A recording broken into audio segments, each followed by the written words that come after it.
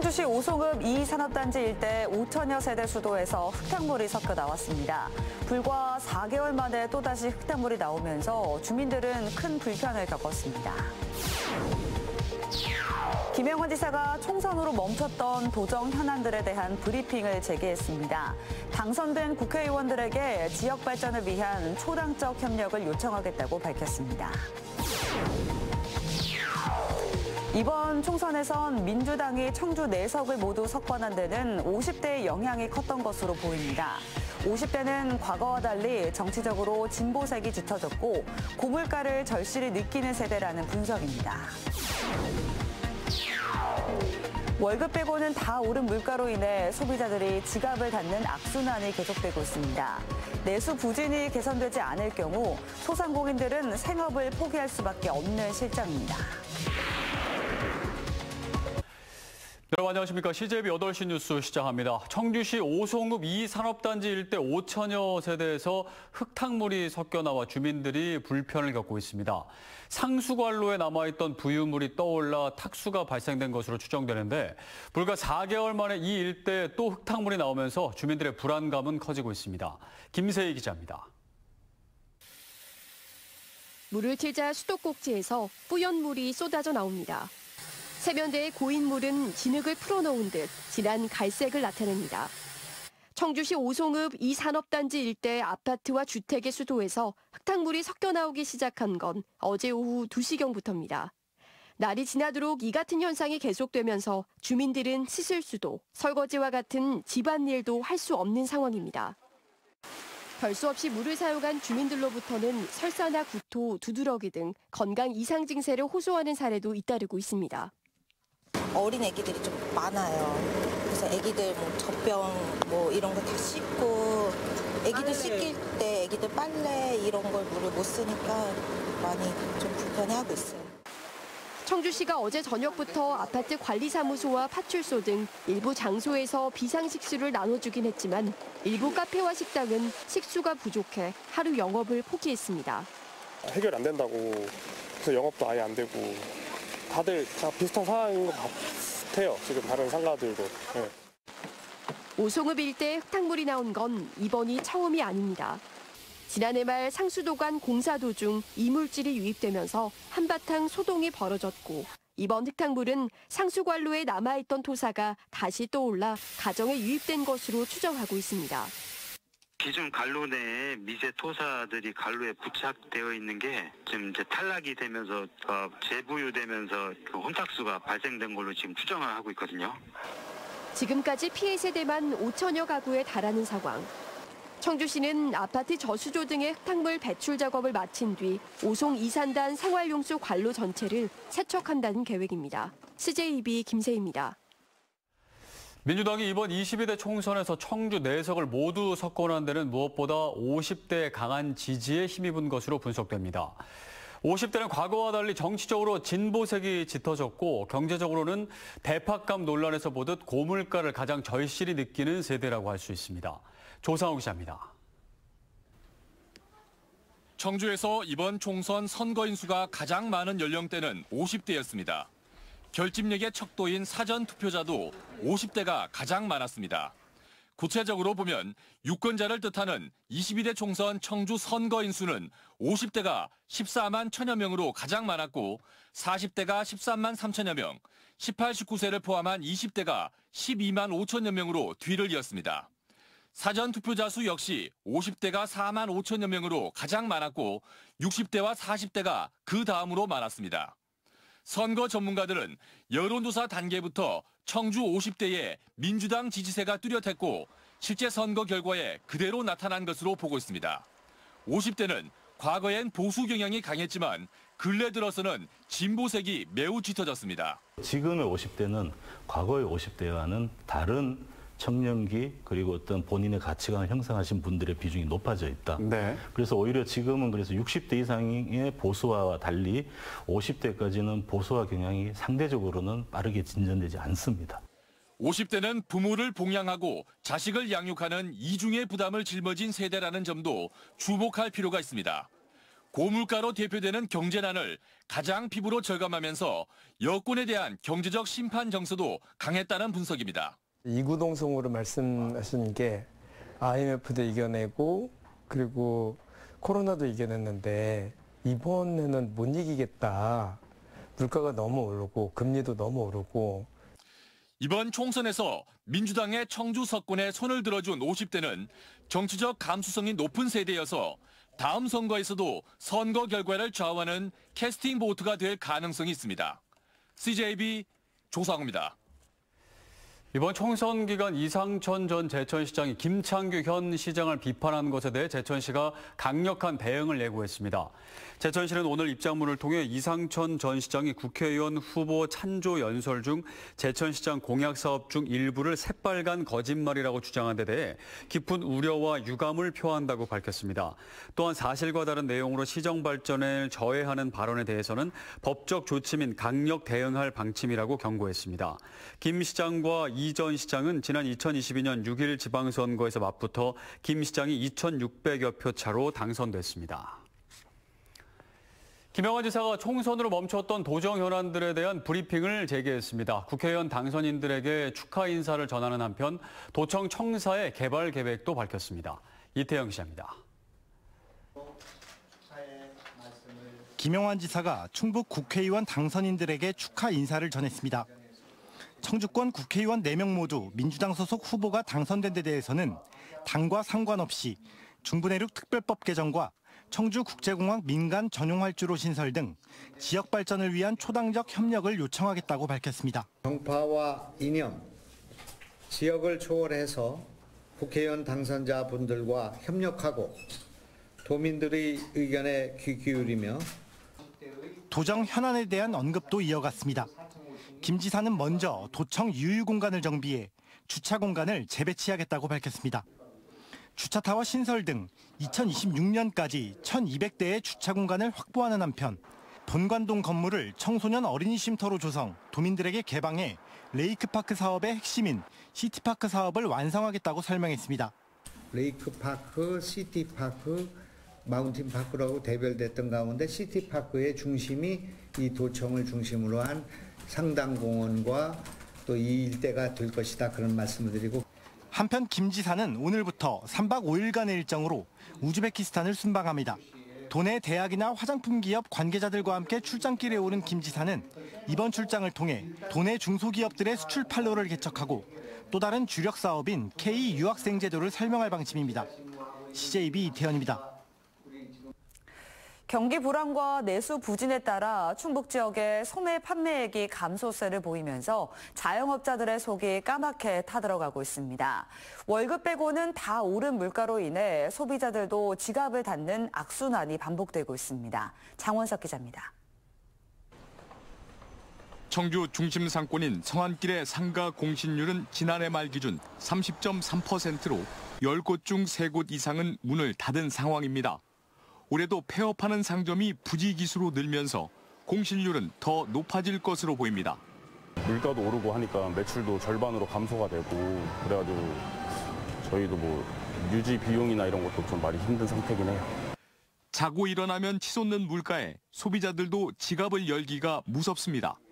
내가 느끼기에도 어머 이거 뭐야? 물가 비싸다면 진짜네? 이런 생각이 드는 거예요. 그러니 뭐 이 살림을 뭐 알뜰하게 하는 아줌마들은 뭐 대단하겠지.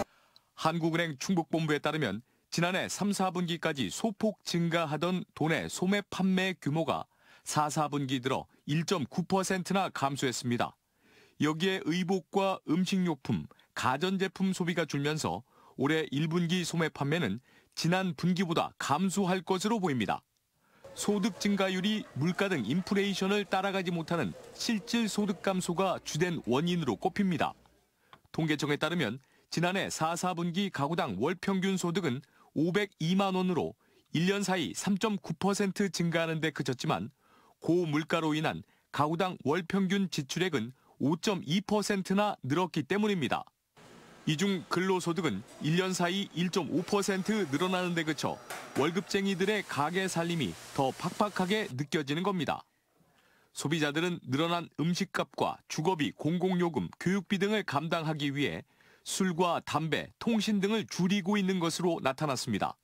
소상공인들은 내수 부진이 개선되지 않을 경우 생업을 포기해야 할 지경이라고 말합니다. 소비자들은 지갑을 이제 닫고 있는 상황이고 그러다 보면 매출은 급감하고 그러다 보면 자연스럽게 소상공인들은 이제 문을 닫을 수밖에 없는 그런 실정입니다. 한국은행 충북본부는 올해 2, 4분기 물가 오름세는 둔화하겠지만 고금리로 인한 원리금 부담 지속 등으로 민간 소비 침체는 당분간 지속될 것으로 전망했습니다. CJB 장원석입니다. 오르지 않은 것이 없다는 말이 나올 정도로 고물가를 체감하는 요즘인데요. 발품을 팔고 조금 더 노력해 저렴한 가격을 유지하고 있는 착한 가격 업소들이 눈길을 끌고 있습니다. 안정은 기자가 보도합니다.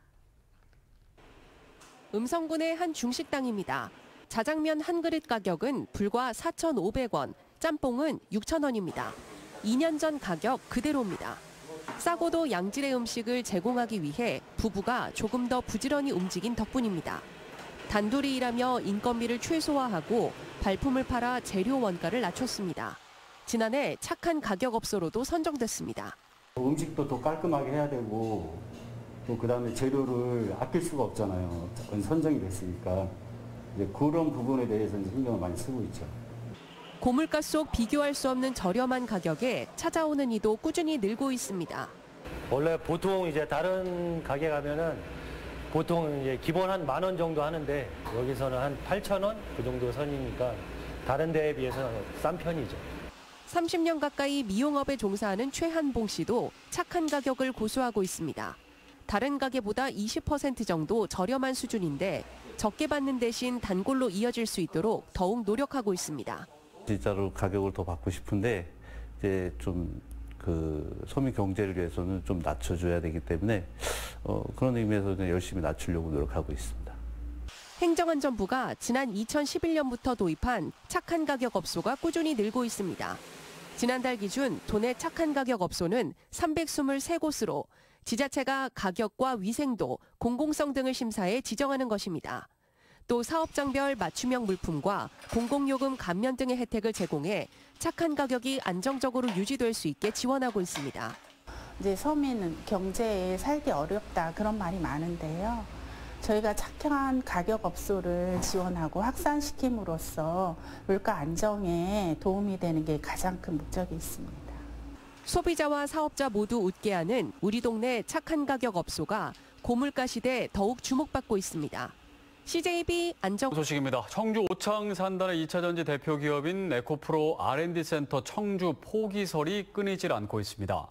에코프로 R&D 센터는 오는 2025년까지 14만 제곱미터 규모 1,000여 명의 연구 관련 인력이 근무하는 대규모 단지로 조성될 예정이었으나 현재 용지 매입 비율이 극히 저조한 상황에 놓이면서 타 지역 이전설이 제기되고 있습니다.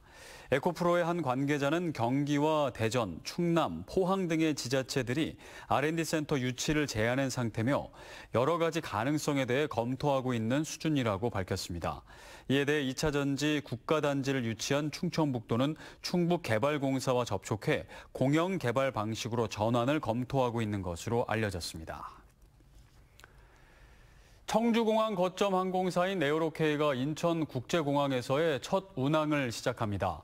에어로케이는 다음 달 30일부터 인천과 도쿄 노선의 운항을 시작하는 가운데 오늘부터 해당 노선의 항공권 판매를 시작했습니다.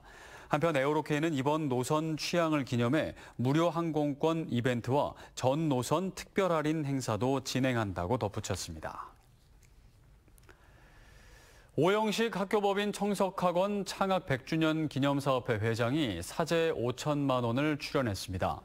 오영식 회장은 오늘 청주대에서 표갑수 청석학원 이사장과 김윤배 청주대 총장을 만나 기념사업회 원활한 사업 추진을 위해 써달라며 사제 5천만 원을 출연했습니다. 1924년 대성 보통학교 설립을 기점으로 올해 100주년을 맞는 학교법인 청석학원은 지역민과 함께하는 다양한 100주년 기념 사업을 펼칠 계획입니다. 충청북도 교육청이 오늘 파라과이 교원들을 대상으로 한 교육 정보화 연수를 개강했습니다. 파라과이 교원 연수는 지난 2012년 충북교육청과 파라과이 교육부가 교육 정보화 교류 협력에 대한 양해 각서를 체결한 이후 디지털 교육 세계화 사업으로 추진되고 있습니다. 연수에 참여한 파라과이 교원 연수단은 8일간 청주에 머물며 디지털 기반 수업 설계와 소프트웨어 교육 등을 받습니다. 2024 파리올림픽, 패럴림픽, 아시아, 오세아니아 예선 조정 대회 겸 2024 아시안컵 조정 대회가 오는 19일부터 4일간 충주시 탄금호 국제조정 경기장에서 개최됩니다.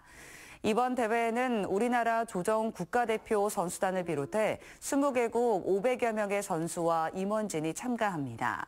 본 대회에 앞서 오는 18일 오후 5시부터 각국 선수단 환영 행사가 조정 경기장 야외 무대에서 진행됩니다.